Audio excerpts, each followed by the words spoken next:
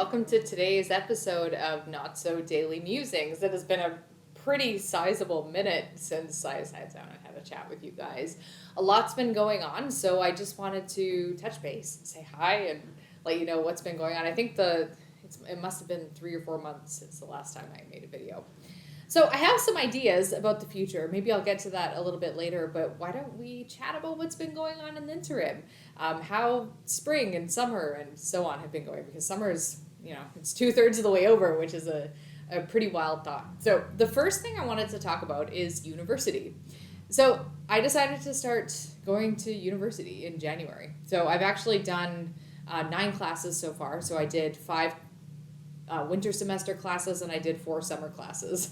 Retrospectively, taking 4 summer classes is probably not such a good idea. It was really intense. And there was other life things going on in the moment as well. As you can tell, I'm in a different space. So, lots has happened in the time. That being said, I am kind of glad I did it. It was a nice challenge of time management and energy management and all these things. And I did enjoy it. I actually think that university is the thing that I'm enjoying most of all the various activities that I'm doing at any given point in time.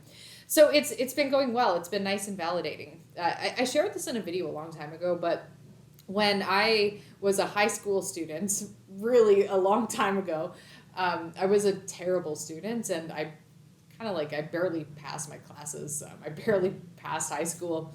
I just didn't have the ability or the interest, I think, is more important in focusing, concentrating, doing the work, etc.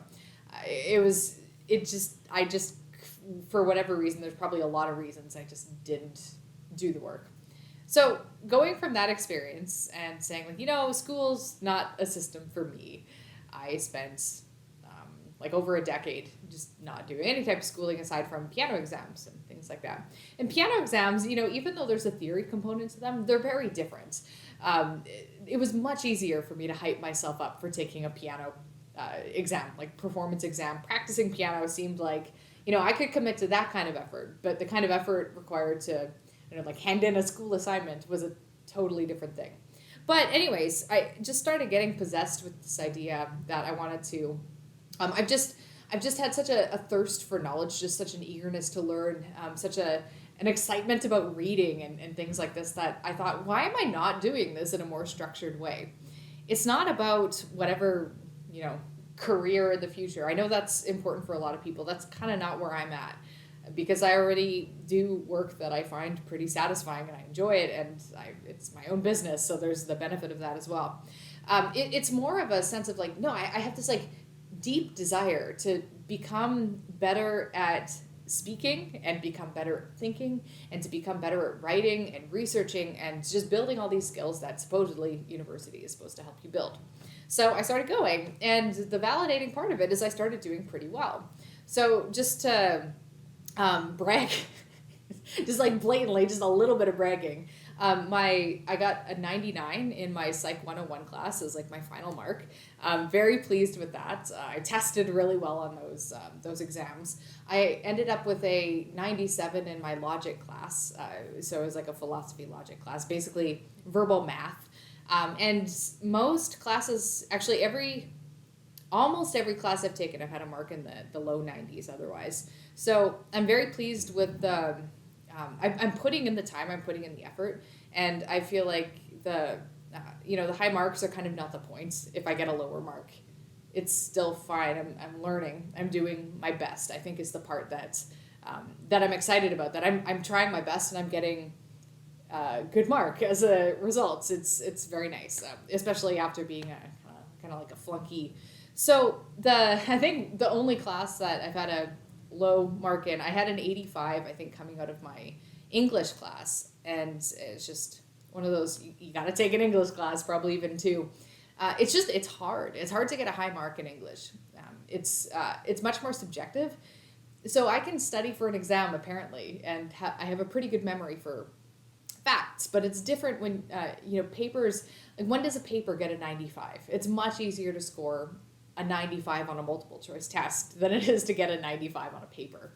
So anyway, that's how it's been going. The thing that I'm starting to narrow in on is what I'm interested in doing. I don't know. I feel like it's probably a little premature to say that. But so far I've taken I had to count, 5 psych classes. And psychology is a field that I'm strongly considering as a major. But I'm also considering, I'm almost definitely going to do a double major just because I have no ability to decide or choose between good options. I think I'm not sure yet, but I suspect the field that I'm going to be more interested in than psychology is philosophy. And that's the one that I'm considering to complement the double major. They're both studies of the mind in different ways. So philosophy is such a natural fit. It's kind of what I do with this channel in some way. And, it's also useful to study.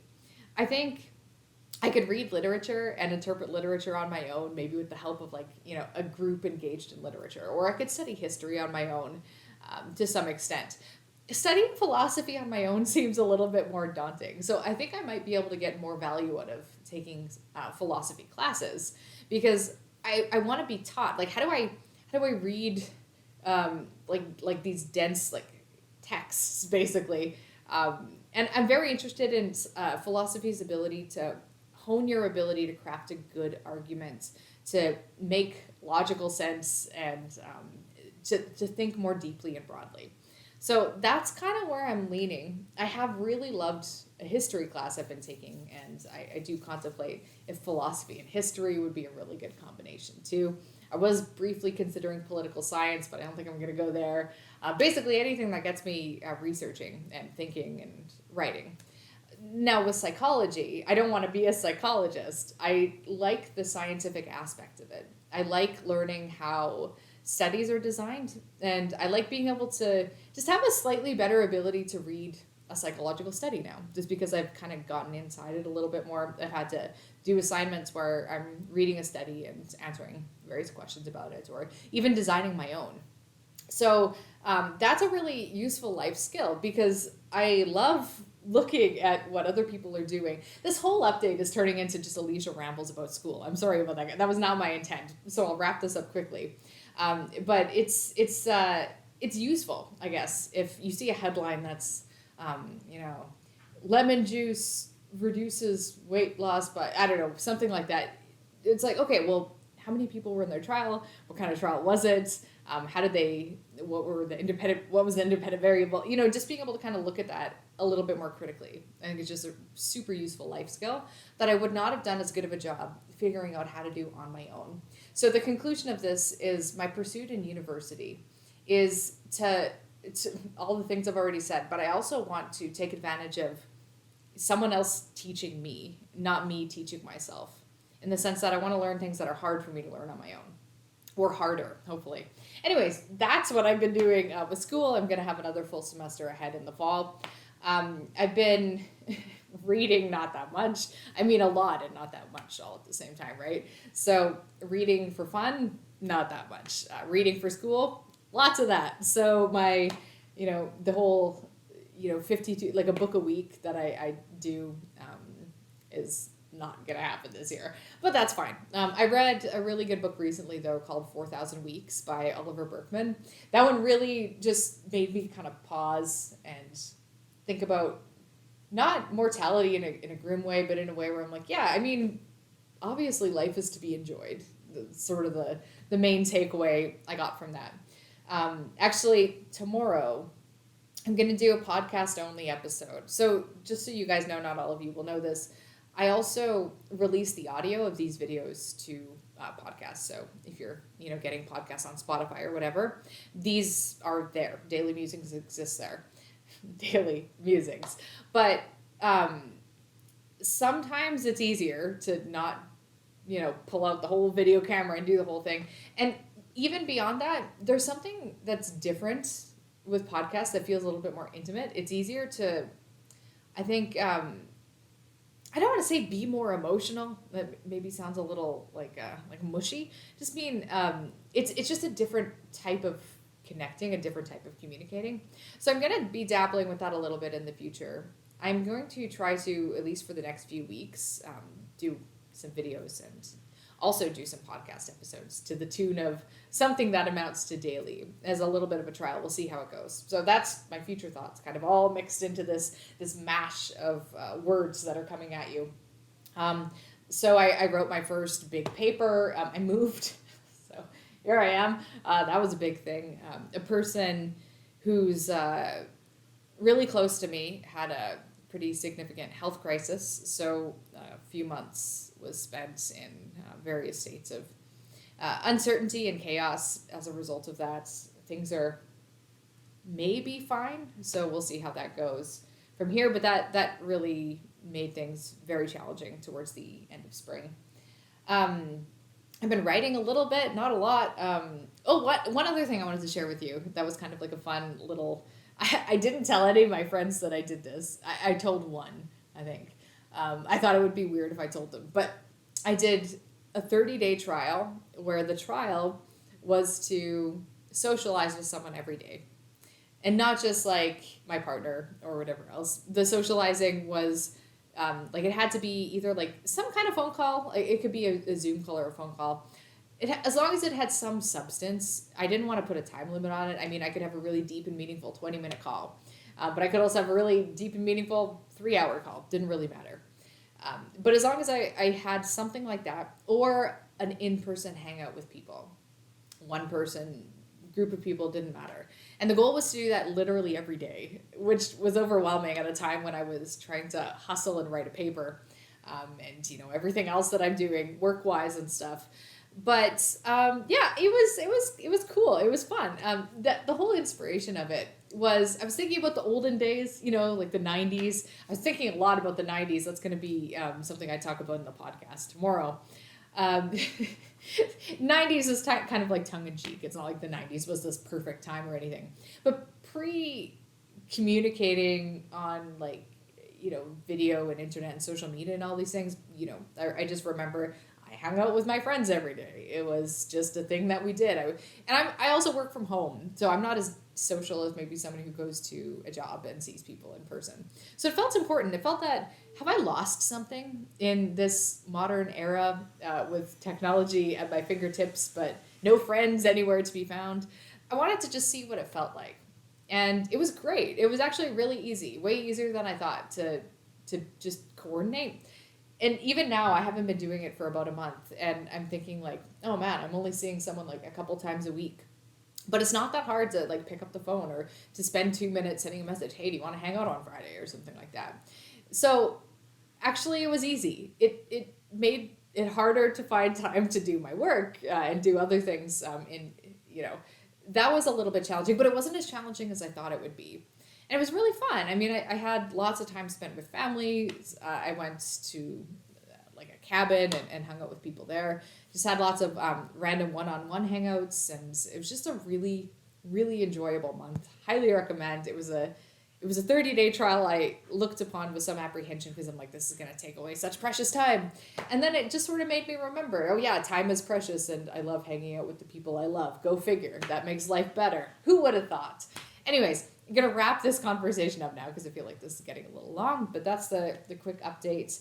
I mean, the move has been a little abrupt, and I'm still looking at, I mean, you can't see, I got a table right here, but I don't have, aside from 2 chairs, anywhere to sit, so it's hard to invite people over. But, slowly, piece by piece, things are coming together nicely. So thank you so much for watching. I really appreciate it. Actually, one more thing. There's one more thing that's kind of been on my mind. And one of the reasons that I haven't done a video in ages is I've been feeling this disgust at content. I don't know if you know what I mean, but like everyone has an opinion and everyone has a voice, and like anyone can start a YouTube channel and anyone can say things. And there can be a toxicity in this where you have people with massive platforms, Alex Jones, who say just remarkably awful things that directly hurt people because of their awfulness. Brutal. Even if the words spoken do not cause people to say death threats to the parents of grieving parents of children who died and stuff like that. Even if it's not on that level, there's sort of this like poisonous amplification of toxic ideologies. So I'm really wary about that. I'm wary about being another voice in the chaos of voices. Of there's some kind of it's not like there's a lot of you watching this or anything, but there's some fear of just I don't know. I just don't want to make things worse in this world. I want to make things a little bit better. And when everyone is yelling into the void of the internet, it kind of makes me a little apprehensive to do the same when I can see some of the negative effects that creates. But, and why I'm here now, I've been wrestling with this a lot and just wanting to just be quiet and just listen and not talk.